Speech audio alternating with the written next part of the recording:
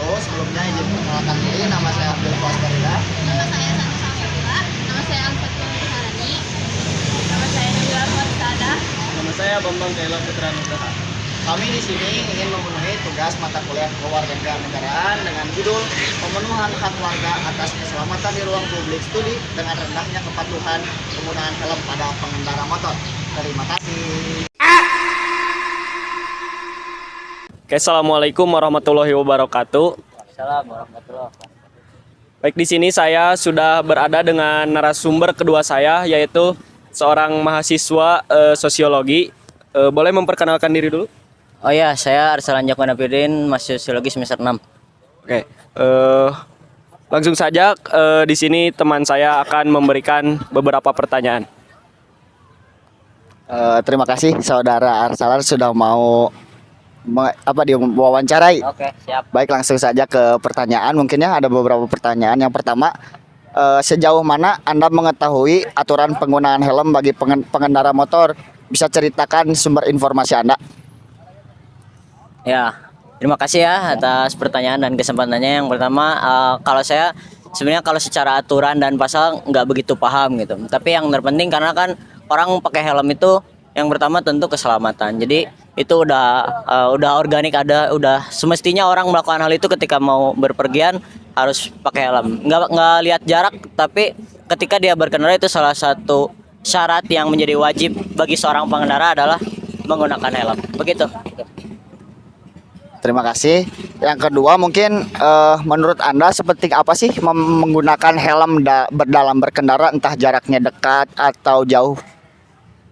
Ya, saya melihat seperti ini ya. Kadang orang nggak mau pakai helm tuh karena udah nggak ada polisi gitu. Karena nggak ada polisi, karena jaraknya dekat. Tapi bagi saya sebenarnya bukan soal jarak gitu. Orang harus diubah persepsinya. Saya menggunakan helm bukan karena takut polisi, tapi karena ingin menjaga keselamatan saya. Pertama, kecelakaan nggak tahu kapan, dimana terjadinya, waktunya dan juga sebagainya. Untuk mengantisipasi salah satunya melindungi kepala kita yaitu menggunakan helm. Ya, kalau SNI mungkin saya akhirnya bahan helmnya kuat atau tahan banting. Begitu, seperti itu. Oke, selanjutnya mungkin seberapa sering Anda atau teman-teman melihat pengendara atau mahasiswa di lingkungan sekitar ini tidak memakai helm di sekitar kampus? Apa pola yang saudara amati gitu? Mengapa mereka tidak menggunakan helm saat berkendara menuju kampus atau entah pulang kampus? Ya, yang saya lihat dan polanya selalu berulang adalah yang pertama orang selalu beralasan karena jarak. Jadi karena dekat saya nggak usah pakai helm. Yang kedua adalah faktor lain, kadang orangnya akses untuk mendapatkan helmnya itu nggak ada. Contohnya misalkan dia nggak punya helm, terus mau minjem ke temen, helmnya lagi dipakai atau lagi nggak ada, sehingga alasan-alasan atau faktor itu yang membuat orang kayaknya nggak usah aja deh karena jaraknya terlalu dekat. Kecuali kalau orang berpergian jauh itu biasanya pakai helm gitu, minimal pakai helm. Kadang alasan utamanya bukan karena keselamatan juga, tapi karena takut ada polisi dan lain sebagainya. Itu yang harus mesti diubah, persepsi mengenai pengendara menggunakan helm adalah tentang keselamatan. Itu poin pentingnya. Mungkin selanjutnya, sebenarnya mahasiswa ini menurut saudara alasan utamanya apakah tidak menggunakan helm itu karena jarak dekat atau emang malas? Pertama, emang malas atau emang seperti tidak mau aja karena tidak ada polisi? Ya, berdasarkan apa yang telah saya lewati ya, kadang orang nggak pakai helm tuh alasannya berbeda-beda. Yang pertama tadi karena alasan jarak yang dekat. Yang kedua ada karena malas. Misalkan contoh karena saya baru sedang beres keramas, rambut saya masih basah gitu. Kalau langsung pakai helm nanti bau rambutnya dan lain sebagainya, helmnya itu juga kadang jadi salah satu alasan atau faktor mengapa akhirnya orang malas menggunakan helm. Atau ada saya menemukan orang yang nggak biasa menggunakan helm, baik ya laki-laki ataupun perempuan. Kalau perempuan mungkin biasanya berkaitan dengan kerudungnya yang nanti berantakan dan lain sebagainya. Laki-laki juga kadang ada yang malas, ngerasa nggak enak aja kalau pakai helm, risih dan lain sebagainya. Begitu. Menuju pertanyaan terakhir. Oke, siap. Menurut saudara, apa sih program atau kebijakan yang dapat meningkatkan mahasiswa ini agar bisa memakai helm gitu? Karena yang tadi seperti saudara sebutkan dengan adanya keselamatan dan emang kewajiban menggunakan helm itu ada kebijakan dari pemerintah. Nah di kampus ini apa sih program atau kebijakan yang bisa meningkatkan mahasiswa agar bisa memakai helm dengan apa ya setiap hari gitu? Ya, saya kira kalau ngomongin ingin semua orang pakai helm itu nggak cukup dengan program atau kebijakan yang datang dari atas, tapi juga kesadaran dari bawah, dari masyarakatnya juga harus tumbuh kesadaran. Kalau ngomongin program sih, program yang paling efektif itu akhirnya kan produknya adalah program edukatif, bisa berbentuk secara elektronik ya, media sosial, terus juga banner-banner dan lain sebagainya. Tapi yang paling penting adalah nggak cukup dengan hanya program yang datang dari atas, tapi juga kesadaran masyarakat yang perlu ditingkatkan terkait pentingnya menggunakan helm untuk keselamatan, bukan semata-mata hanya untuk memenuhi aturan-aturan atau pasal-pasal yang tertulis. Begitu. Terima kasih saudara Alsalan sudah mau diwawancarai. Saya Abdul Fawaz, kembalikan lagi ke Bambang. Mungkin terima kasih waktunya kepada saudara Arsalan karena telah menyempatkan waktunya untuk kita wawancarai. Mungkin cukup sekian saja dari kami. Ditutup dengan doa. Assalamualaikum warahmatullahi wabarakatuh. Assalamualaikum warahmatullahi wabarakatuh. Perkenalkan, nama saya Abdul Fawaz Fadila. Di sini kita bakal mewawancara Satpam UIN Bandung dengan Bapak siapa Pak? Dedi Rosadi. Dengan Bapak Dedi Rosadi. Nanti di segmen sekarang yang akan memberikan pertanyaan adalah teman saya yaitu saudara Bambang. Silahkan. Oke, baik, perkenalkan nama saya Bambang Kaila Putra Nugraha. Di sini saya akan memberikan beberapa pertanyaan kepada Bapak Dedi terkait isu kami yaitu pemenuhan hak warga atas keselamatan di ruang publik, studi tentang rendahnya kepatuhan pengguna helm pada pengendara motor. Oh, baik, langsung saja ke pertanyaannya saja ya Pak. Yang pertama itu apa peran dan tugas Bapak terkait pengawasan keselamatan lalu lintas di area kampus ini Pak? Kalau peran Bapak di sini sebagai security, sebagai siapa hanya menghimbau untuk tertib berlalu lintas, seperti contoh helm, parkir yang aman kan gitu. Karena kebanyakan kejadian juga banyak mahasiswa yang tidak memakai helm kecelakaan kan gitu. Jadi Bapak hanya bisa menghimbau di sini. Menghimbau. Baik, kita ke pertanyaan selanjutnya yaitu pertanyaan kedua. Seberapa sering Bapak sebagai satpam menemukan pengendara motor yang tidak memakai helm di area kampus, di lokasi atau di lokasi mana atau di jam berapa sih biasanya mahasiswa tidak menggunakan helm ini? Dari pertama masuk kuliah pertama sampai akhir pun banyak yang lalu lalang tanpa helm, dan itu hampir 70% tidak pakai helm itu mahasiswa kan seperti itu. Baik, mungkin kita lanjut ke pertanyaan ketiga. Saat menemukan pelanggaran seorang mahasiswa yang tidak memakai helm, tindakan apa yang bisa diambil oleh Bapak? Apakah ada prosedur tertulis atau koordinasi dengan pihak lain? Untuk sementara ini kita belum ada, hanya bisa menghimbau aja untuk menggunakan helm, karena Bapak sendiri pun ingin dan menginginkan untuk kampus ini menjadi kawasan tertib berlalu lintas sebetulnya. Tapi sebetulnya masalah helm juga bukan kewenangan Bapak, itu kewenangan yang pihak yang berwajib dari Bapak, mungkin kepolisian kan gitu. Oke, baik. Kita lanjut ke pertanyaan selanjutnya, pertanyaan keempat. Apa kendala yang Bapak hadapi ketika menegakkan aturan pengguna helm?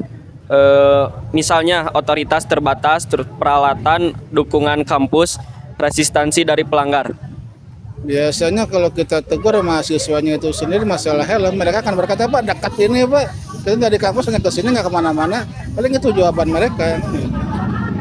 Kita lanjut ke pertanyaan terakhir yaitu pertanyaan kelima. Langkah apa yang menurut Bapak perlu dilakukan oleh manajemen kampus atau pihak terkait untuk meningkatkan keselamatan dan kepatuhan pemakaian helm? Ya harusnya kampus lebih selektif lagi ya untuk masalah keamanan, ketertiban. Coba jadikanlah kampus ini menjadi kawasan tertib berlalu lintas dan wajibkan mahasiswa itu masuk pakai helm, dan berikan kami hak kewenangan untuk menegur mereka juga yang tidak berhelm kan gitu. Baik, mungkin sekian pertanyaan dari saya. Saya serahkan kembali ke Abdil. Baik, terima kasih Pak Dede sudah mau diwawancarai untuk hari ini. tadi saran dan masukannya kami terima. Kami akan izin untuk memposting ini nanti Bapak di YouTube paling. Sekian dari wawancara hari ini. Terima kasih. Saya Abdul Fauz Fadila pamit undur diri. Terima kasih. Assalamualaikum warahmatullahi wabarakatuh.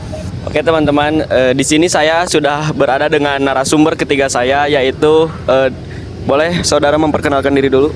Kenalkan, nama saya Yosef Dolar, saya dari kelas 2D Sosiologi. Oke baik, kita langsung saja ke teman saya yang memberikan pertanyaannya. Ya, terima kasih teman-teman. Kita sudah sampai ke narasumber kita yang ketiga. Terima kasih saudara Yosef Dolar sudah mau diwawancara. Langsung saja mungkin ya ke pertanyaannya. Yang pertama, apakah saudara Yosef Dolar pernah berkendara ke kampus tanpa menggunakan helm dan mengapa alasannya? Oke, jelas pernah ya. Karena mengapa saya bisa ke kampus tanpa menggunakan helm? Dikarenakan jarak. Soalnya riweuh juga gitu, maksudnya ridu juga ya. Ke kampus dekat tapi kenapa harus pakai helm? Kayak gitu alasannya.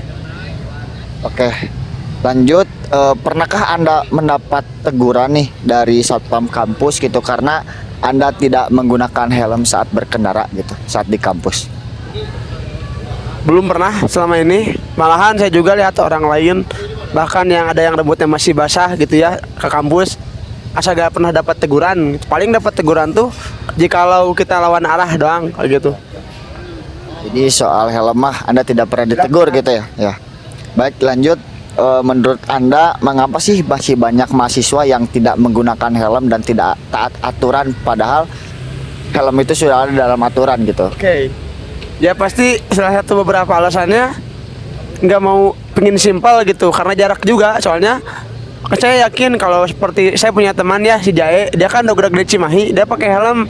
Dan saya juga punya teman-teman seperti namanya teh Alwan, ngekosnya mah deket ya, dia gak pakai helm. Terus teh teman-teman saya yang lain juga gak pakai helm. Saya juga punya ketua angkatan, dia juga kalau ke kampus ya pakai helm gitu, kayak gitu. Oh iya iya ya. Jadi tergantung jarak berarti begitu ya. Masih banyak mahasiswa yang tergantung jarak daripada keselamatan berarti ya. Oke, lanjut. Apakah Anda pernah mengalami dampak atau kejadian yang merugikan Anda akibat tidak menggunakan helm tersebut? Oke. Pernah, jelas pernah. Saya ceritain. Ya, boleh. Saya kemarin waktu PBAK ya karena kan saya gak pakai helm. Saya pulang, saya nabrak. Bekasnya juga masih ada, nanti kalau mau dokumentasikan boleh. Saya menggunakan motor Vario, saya menabrak gitu dikarenakan sebenarnya bukan karena helm, cuman itu kalau saya gak pakai helm, kalau saya pakai helm mungkin saya gak akan kena benjolan gitu di sini. Kayak gitu. Jadi helm itu benar-benar hal yang perlu diutamakan. Di situ saya belajar gitu, belajar untuk memaksakan diri untuk memakai helm dan membiasakan. Alhamdulillah sampai sekarang istiqomah kayak gitu. Baik. Jadi pertanyaan terakhir mungkin ya saudara. Setelah mengalami dampak tadi, berarti saudara apakah lebih mengutamakan helm sekarang gitu atau masih ada kadang-kadang malasnya atau seperti apa? Oke, paling saya sekarang dari kejadian tersebut pasti merasa trauma ya.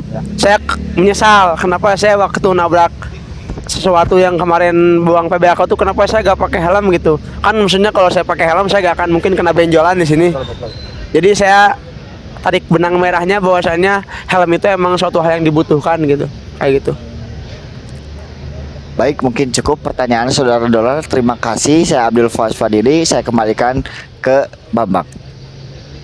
Ya, baik, terima kasih juga kepada saudara Dolar karena telah menyempatkan waktu kita wawancara ya. Mungkin sekian saja dari kita, ditutup dengan doa. Assalamualaikum warahmatullahi wabarakatuh. Halo teman-teman, sekian tugas wawancara dari kelompok 1 kami. Mohon maaf bila ada kesalahan. Terima kasih. Assalamualaikum warahmatullahi wabarakatuh.